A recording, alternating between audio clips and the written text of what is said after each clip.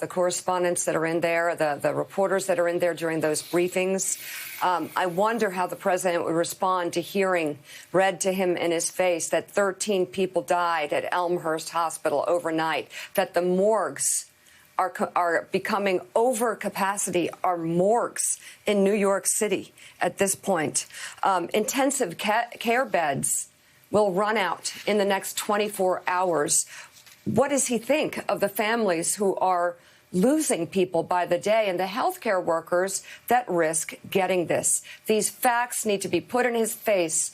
And when he shouts down a reporter, then the next reporter needs to ask the same question. We need the answers. He needs to be held accountable for the decisions he's making.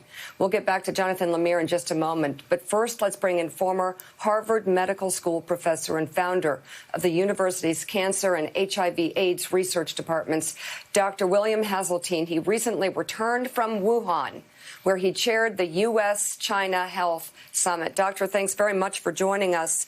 Looking at the numbers, especially in New York City, what is your concern as to where this is going, especially if businesses start to be reopened by the President of the United States? This is a serious situation. We have an epidemic, which we still don't control. That's true in New York, and it's beginning to be true in other parts around the country. It's already been true in Washington State. It's far too premature to consider reopening, not just in New York, but anywhere in the country. We need to see what's going to happen before we take measures. And I ought to say something else. If you compare what we're doing here in the United States to what China has done to control its epidemic, we are deficient. Even in the most extreme case, which is New York or California, we're not doing even a fraction of what China did to control its epidemic. What should we be doing, especially in New York City? And if you could speak directly to President Trump, what would you tell him? I think if you look at what we should be doing, and is that anybody who's been in contact with someone who is known to be infected should be put in mandatory quarantine in an isolated hotel room for up to 14 days from time of contact. That is how the Chinese stopped their epidemic. I've done an interview with an American who flew from Frankfurt to Shanghai. 2 days later, he was told to come downstairs with his wife, and for the next 11 days, they were in isolated, separate hotel rooms, not allowed to open the door. They were served with hazmat-clad workers every day for their food, and until they passed the 11 days with no symptoms. That's what we need to do. That is what we're not doing. Even the lockdown, the so-called lockdown, is not a lockdown. Yeah, so Doctor, you saw what China did in Wuhan to actually bring the virus not to a complete halt, but to certainly slow it down dramatically.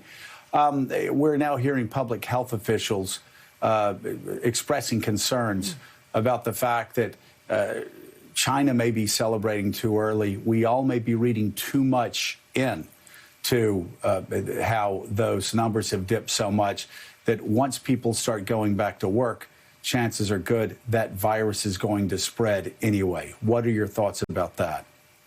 That's definitely possible. It's possible for two reasons. One, new people can come into China. They're trying to control that, or to any place. And the second is the virus. We now have a major reservoir all over the world of this virus. It's likely to come back, whether it comes back quickly or comes back seasonally. We've got to be prepared. I'm also pleased to say, from my years of experience in working in developing drugs against viruses like these, that this is not a difficult problem for science to tackle. We will have drugs that stop this infection. We will have drugs that treat and cure those that are infected, and we will have drugs that prevent those who are exposed from being infected. We must use every tool at our disposal to make sure those drugs get developed quickly. The other thing I should say is I'm very worried about what I'm calling these false hopes, the chloroquines, the colchicine.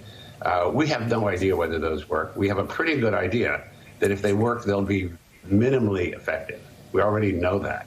There are studies that show in some cases they have no effect. So I'm very worried about people who are touting these as cures and preventive measures, which may lead to behaviors which are dangerous, not only for the people who engage in those behaviors and take those so-called protective drugs, but the people around them as well. These are not effective in stopping infection and are minimally effective at best in treating infection. Hey, doctor, it's Jonathan Lemire. I wanted to ask you, the president's administration have obviously come under some criticism for not, perhaps, as you suggest, being strict enough in their measures to sort of isolate infected populations. But one thing they proposed this week was that anyone who's been in New York City don't have to necessarily have had contact with an infected person, but simply if you're a resident of New York City, that if you were to leave the city, you should self-quarantine for up to 14 days. Is that a wise decision? It's a very wise decision, and in fact, that's one of the things that China did and does. If you're moving from one part of China to another, you are asked to stay in self-isolation for up to 14 days. If you have come in from outside the country and you go to Beijing, you are what's called home quarantine, not even allowed to open the door to your apartment. You have to be in that apartment and have food delivered to you. So it's a very wise measure to control the spread of the infection. New York is a hotspot. We know that. And we don't know who's infected and who's not infected because we're not doing widespread testing. So it's presumptive that if you've been in New York, you are possibly infected and you should self-quarantine.